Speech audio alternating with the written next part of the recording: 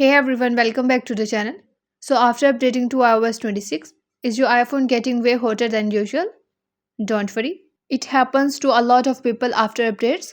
And in this video, I'll show you some quick and easy solution to cool down your iPhone and keep it running smoothly. Let's jump right into it. Solution 1.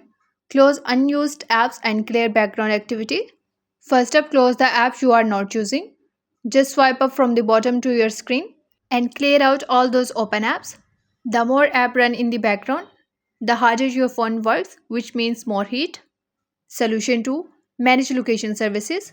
Some apps don't need to know your location all the time, but it can cause your phone to heat up a lot. To fix this, go to Settings app, scroll down and tap on Privacy and Security.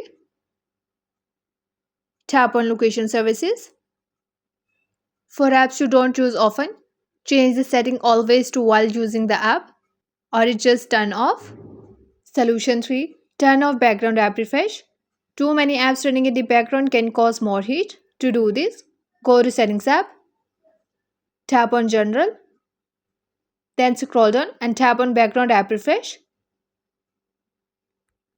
Here turn it off completely or switch it to Wi-Fi only.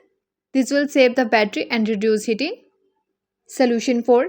Adjust brightness and auto lock. High screen brightness is another big reason to your phone feel hotter. Open the control center. Swipe down to lower the brightness. Now go back and open the Settings app. Tap on Accessibility. Now tap on Display and Text Size. Here scroll all the way down and turn on Auto Brightness. Now go back to Settings page and here tap on Display and Brightness.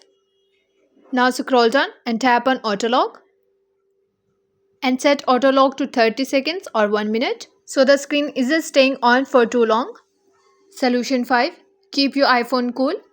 Don't charge under direct sunlight or near heat sources. If your iPhone is overheating, take a wet cloth, wring it out well, and place your iPhone on the top of it while charging so that the wet cloth absorbs the heat from your iPhone. And that's it. Those are the ways to fix overheating after updating to iOS 26. If you found this video helpful, don't forget to like, share and subscribe to the channel for more quick tutorial and iPhone tips. Thanks for watching and I'll see you in the next one.